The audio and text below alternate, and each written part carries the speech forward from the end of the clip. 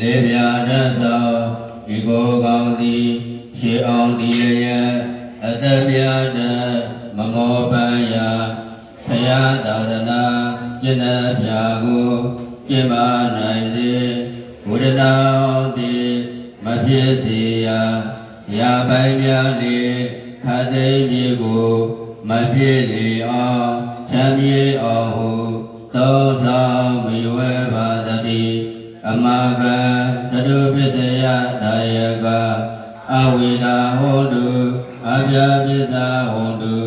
အနိကာဟောတုဒုက္ခိယဒါနံပရိဟန္တနုဒုက္ခမောသနုယတာလထသမတိတောမဝိကိသနုကမ္မတကဤသနေပတ္တသသတမြာသောသောနာယကမမြဝေယဝိသဆောင်ရကြသောဒါယကမမြဤကြောင့်၌ပတ္တသသတမြာ